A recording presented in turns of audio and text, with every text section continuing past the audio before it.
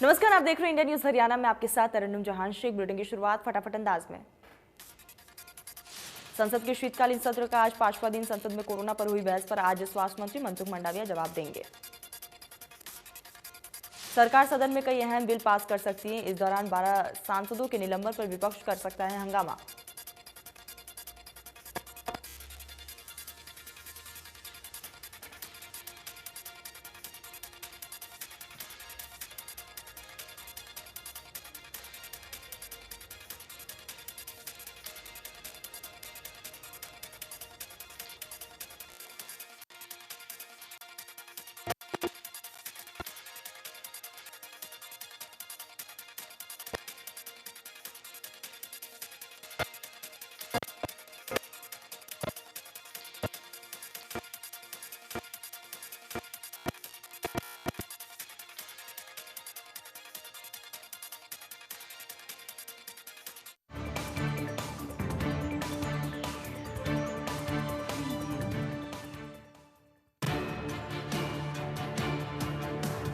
The Navy gives me the opportunity to serve my motherland.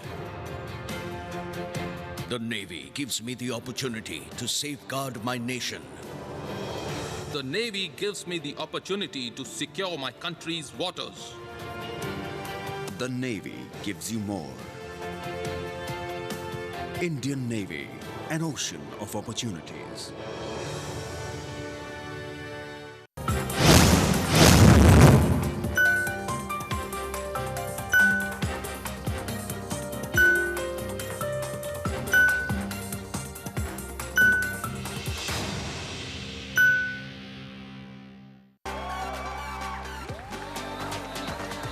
दौड़ेगा भागेगा बाबा, all seasons के लिए कुछ भी करेगा। I am a man of all season. कितना आसान होता है ना किसी के बच्चों को नेगेटिव करना, किसी की कमियां निकालना, किसी को गालियां दे देना। मुश्किल अगर है तो इस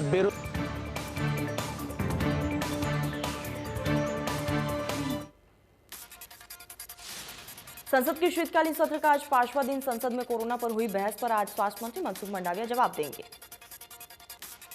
सरकार सदन में कई अहम बिल भी पास कर सकती है। इस दौरान 12 सदस्यों के निलंबन पर विपक्ष कर सकता है हंगामा।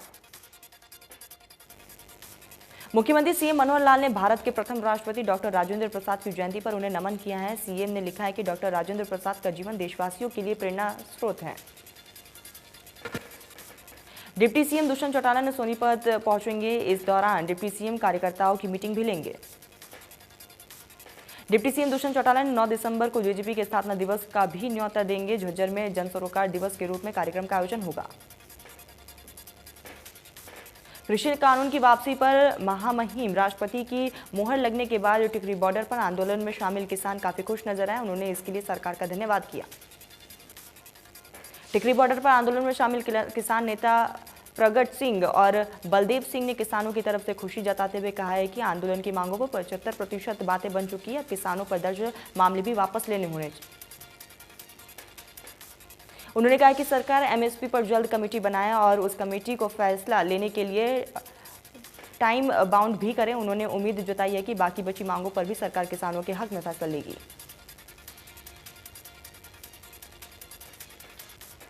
रोहतक में एमजीयू के कार्यक्रम में सीएम मनोहर लाल ने डॉक्टर मंगल सेन की जीवन पर आधारित पुस्तक का विमोचन किया। सीएम मनोहर लाल ने कहा है कि सरकार की कोशिश गरीबों के उत्थान की है। सीएम ने कहा है कि सरकार 1 लाख से कम आय के गरीब लोगों की आय बढ़ाने के लिए प्रदेश भर में कैंप का आयोजन कर रही है।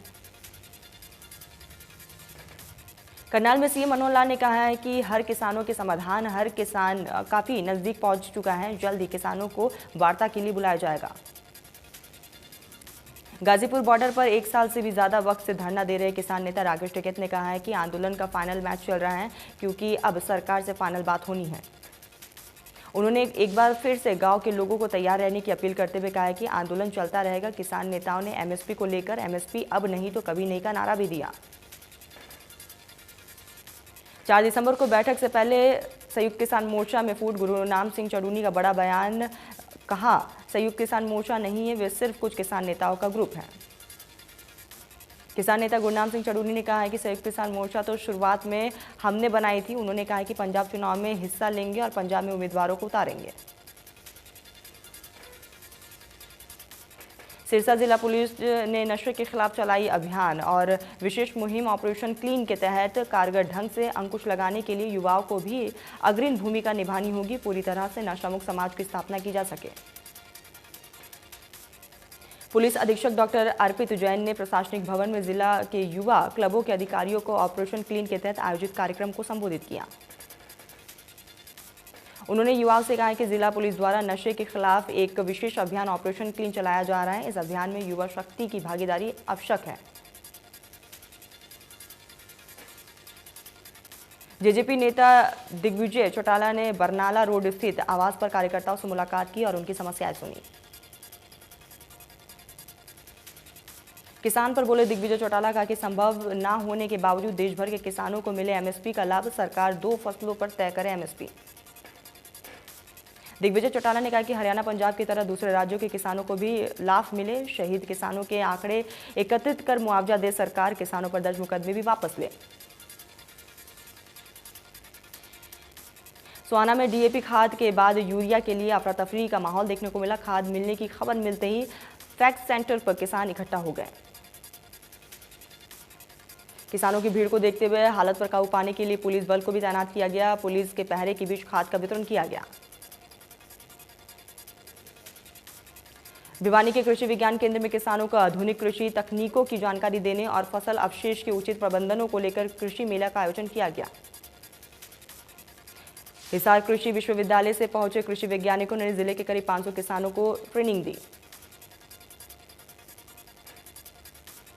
सिरसा में कैबिनेट मंत्री रणजीत सिंह चौटाला ने गुरुवार शाम को बरनाला रोड स्थित आवास पर जनसुनवाई सुनी है। इस मौके पर लोग ट्यूबवेल कनेक्शन, सड़कों के निर्माण, पेयजल आपूर्ति सहित अन्य समस्याओं को लेकर पहुंचे। कैबिनेट मंत्री रणजीत सिंह चौटाला ने कहा है कि प्रदेश भर में ट्यूबवेल लगाने के लिए मंजूरी दे दी जा चुकी है। अलग अलग जिलों में लगने वाले ट्यूबवेलों की संख्या के आधार पर कमेटियां बना दी गई हैं। उन्होंने कहा कि सिरसा में अगले 2 महीने में 2900 ट्यूबवेल इंस्टॉल कर दी जाएगी। इसके साथ ही किसान आंदोलन को लेकर उन्होंने कहा है कि कृषि कानून रद्द हो चुके हैं और बाकी मांगों को लेकर किसानों को बातचीत करनी चाहिए। मुहिम के तहत 75% लाख पोस्ट कार्ड लिखकर प्रधानमंत्री को भेजे जाएंगे। विभिन्न स्कूलों में प्रतियोगिताएं करवाई जाएंगी, जिसमें से 10 बेस्ट पोस्ट कार्ड सरकार को भेजे जाएंगे। यमुनानगर पहुंचे पोस्टल विभाग के सुप्रिंटेंडेंट अरुण गोयल ने बताया कि आज़ादी के 75वें वर्षगांठ को अमृत महोत्सव के रूप में मनाया जा रहा है। 4ठी कक्षा से 12वीं कक्षा तक के विद्यार्थी इन प्रतियोगिता में हिस्सा लेंगे। प्रतियोगिता का विषय 2047 में भारत कैसा होगा और देश की आज़ादी के असली हीरो कौन थे, उन पर विद्यार्थी अपनी राय रखेंगे। यमुनानगर में रैन बसेरों का रियलिटी चेक किया गया। इस दौरान जगाधीर बस स्टैंड, जगाधीर शहर और निरांकरी भवन के सामने स्थित रैन बसेरे खुले हालत में मिले। मेवात में उपायुक्त एवं जिला निर्वाचन अधिकारी कैप्टन शक्ति सिंह ने बताया कि निर्वाचन आयोग के निर्देशानुसार हर साल मतदाता सूची के पुनरीक्षण का कार्य किया जाता है। इस प्रक्रिया में नए मतदाताओं के नाम जोड़े जाते हैं। उन्होंने बताया कि जिले के अंतर्गत आने वाले 3 विधानसभा क्षेत्र नूहू, पनाहन और फिरोजपुर झिरका में रिटर्निंग अधिकारी और सहायक रिटर्निंग अधिकारी की तरफ से BLOG के माध्यम से मतदाता सूची के अपडेशन का कार्य किया जाता है। MDU रोहतक के BC के फर्जी डिग्री का मामला। फर्जी डिग्री मामले में NCO के MDU में किया प्रदर्शन, CM ने के नाम सौंपा ज्ञापन। इंसो के राष्ट्रीय अध्यक्ष प्रदीप देशवाल ने CM के सामने VC की फर्जी डिग्रियों की जांच की मांग की। कुरुक्षेत्र के श्री जयराम आश्रम में गीता जयंती महोत्सव का बजरंग बली ध्वजारोहण से शुरुआत की गई है। तो इस अवसर पर देश भर में फैली जयराम संस्थानों के परम अध्यक्ष ब्रह्मस्वरूप ब्रह्मचारी बोले, संत समाज के हाथ में जाएगी। उन्होंने कहा कि इलाहाबाद, उज्जैन, नासिक, हरिद्वार में होने वाले कुंभ नहीं, उससे एक कदम आगे महाकुंभ का स्वरूप देने का प्रयास किया जाएगा। चरखी दादरी में महिला सुरक्षा के प्रति जागरूकता करने के लिए हरियाणा पुलिस ने महिला जागरूक रैली निकाली। रैली के माध्यम से महिला को जागरूक किया गया। रैली में 15 महिला पुलिसकर्मी शामिल हैं, जो गांव को जाकर महिला सुरक्षा के प्रति कर रही है लोगों को जागरूक। झज्जर में ओम प्रकाश धनखड़ ने हर घर वैक्सीन मुहिम शुरू करने वाले वाहन को हरी झंडी दिखाकर रवाना किया। बीजेपी प्रदेश अध्यक्ष ओम प्रकाश धनखड़ ने कहा है कि कोरोना के नए वेरिएंट पर सरकार सजग है और आमजन को भी जागरूक होना बहुत ज़्यादा जरूरी है। ओम प्रकाश धनखड़ ने कहा कि हरियाणा में 2 रूपों में अभियान चलाया जा रहा है और हर घर वैक्सीन और डोर टू डोर सर्वे भी कराया जा रहा है। कोरोना के नए वेरिएंट ओमिक्रॉन को लेकर स्वास्थ्य विभाग ने प्रेस कॉन्फ्रेंस की। स्वास्थ्य विभाग ने ओमिक्रॉन के कर्नाटक में 2 मरीज होने की पुष्टि की। मंत्रालय के संयुक्त सचिव लव अग्रवाल ने बताया कि सभी ओमिक्रॉन संबंधित मामलों में अब तक हल्के लक्षण देखने को मिले। देश और दुनिया भर में अब एक जैसे मामलों में कोई गंभीर लक्षण नहीं देखे गए। स्वास्थ्य मंत्रालय ने कहा है कि देशों से आने वाले यात्रियों को आगमन पर आरटी-पीसीआर कराना जरूरी होगा। भारत में पिछले 24 घंटे में कोरोना के 9,765 नए केस सामने आए और 447 मरीजों की मौत हुई। तमिलनाडु में पिछले 24 घंटे में कोरोना वायरस के 718 नए केसेस सामने आए। इस दौरान 11 की मौत हुई। कर्नाटक में पिछले 24 घंटे में कोरोना वायरस के 322 केसेस सामने आए। इस दौरान 2 की मौत।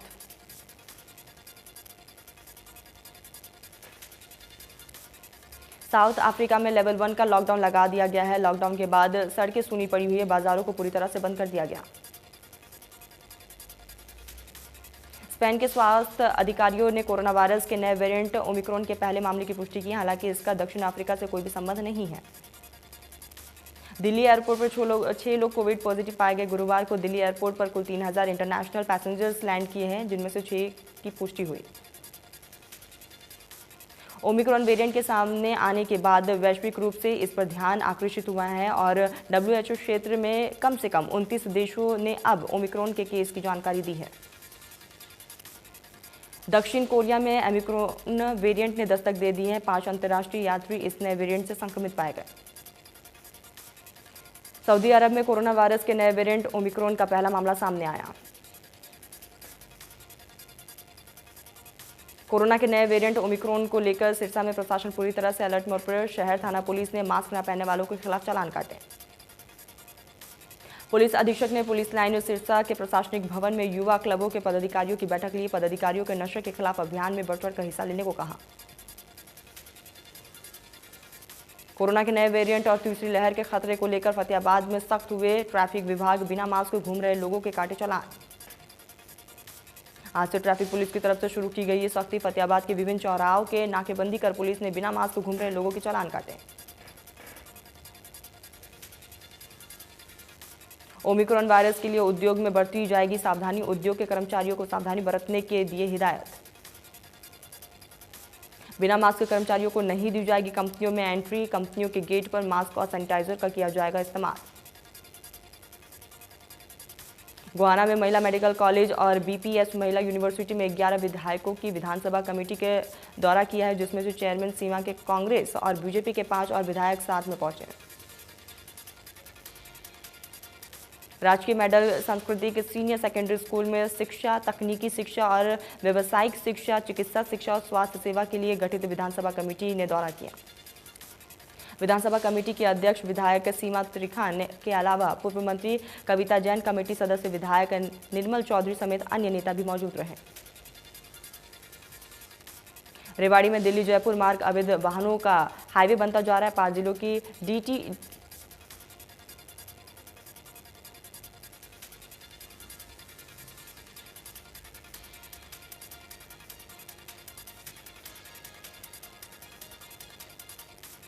अवैध वाहनों में लग्जरी टूरिस्ट बसों की संख्या सबसे ज्यादा रही है। टूरिस्ट बस संचालक ऑल इंडिया परमिट की आड़ में सवारी बैठा रहे हैं।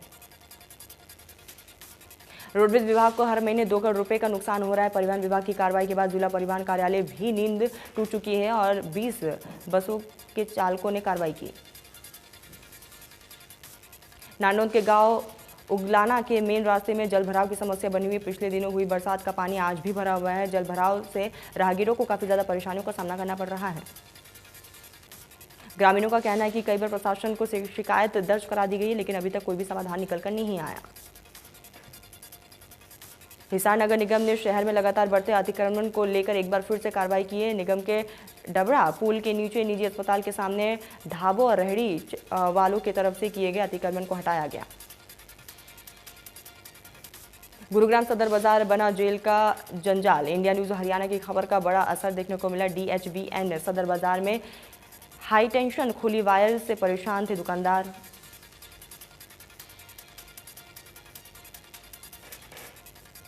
रोहतक भिवानी रोड पर भाली गांव के पास दुल्हन को बदमाशों ने 3 गोलियां मारी है, जिसके बाद स्थानीय लोगों की मदद से दुल्हन को अस्पताल में भर्ती कराया गया। वही सूचना मिलते ही पुलिस मौके पर पहुंची और मामला दर्ज कर आगे की तफ्तीश शुरू की। फरीदाबाद में एक वेटर की हत्या का मामला सामने आया। हत्या के मामले में 2 आरोपियों को एकमात्र 6 घंटे में गिरफ्तार किया। शादी समारोह के दौरान वेटर की हत्या की गई थी। हिसार में 20 कुत्ते को मारने का मामला सामने आया है। बताया जा रहा है कि जिले में 20 कुत्तों को जहर देकर मारा गया। मिली जानकारी के मुताबिक कुत्तों ने पोल्ट्री फार्म की जाली को फाड़ दिया था। उसी के चलते पोल्ट्री फार्म के संचालक ने 20 कुत्तों को जहर दे दी। सूचना पाकर पुलिस मौके पर पहुंची और कुत्तों के सैंपल लेकर जांच के लिए भेज दिया गया। फिलहाल पुलिस आगे की तफ्तीश में जुटी है। पानीपत में देर रात थर्मल DAV पब्लिक स्कूल के सामने 3 व्हील और क्रूजर गाड़ी की टक्कर हो गई, जिसमें 5 लोग घायल हो गए हैं और ऑटो चालक की मौके पर ही मौत हो गई। घायलों को इलाज के लिए पानीपत के सिविल अस्पताल में लाया गया, जहां पर उनकी हालत गंभीर बताई जा रही है और PGI रोहतक रेफर कर दिया गया है। पुलिस ने चालक के खिलाफ मामला दर्ज कर आगे की कार्रवाई शुरू की। गुरुग्राम में भीषण सड़क हादसा देखने को मिला, जिसमें 5 की मौत हो गई। तेज रफ्तार स्विफ्ट डिजायर कार सड़क किनारे रखी ईंटों से जाकर टकरा गई, जिसकी वजह से गाड़ी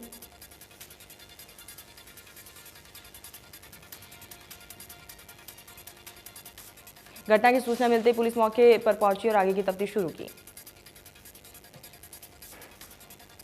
पानीपत में हरियाणा रोडवेज बस और डंपर की टक्कर हो गई है और बड़ा हादसा हो गया। हादसे में डंपर चालक की मौके पर ही मौत।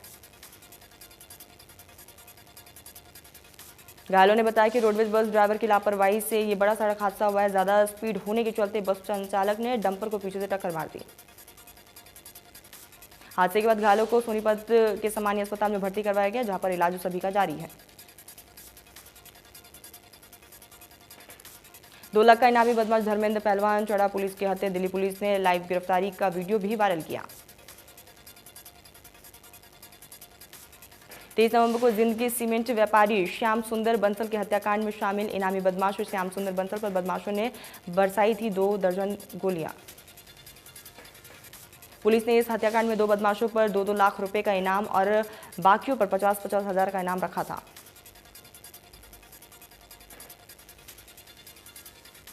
इंद्री करनाल रोड पर हीरो बाइक के शोरूम में आग लग गई। आग से लाखों का सामान जलकर खाक हो गया। दमकल विभाग को इसकी सूचना दी गई। कड़ी मशक्कत के बाद आग पर काबू पाया गया।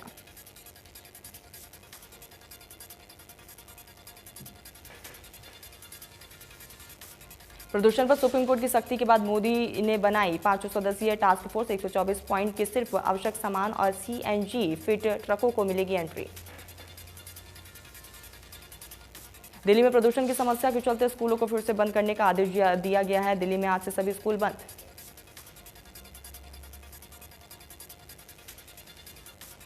करनाल में प्रदूषण के स्तर को देखते हुए प्रदेश सरकार ने NCR के 4 जिले गुरुग्राम, फरीदाबाद, झज्जर, सोनीपत में स्कूलों को बंद करने के आदेश जारी किए। 14 जिलों में निर्माण कार्य और जनरेटर सेट चलाना प्रतिबंध कर दिया गया है। पर्यावरण विभाग ने सभी विभागों को निर्देश जारी किए।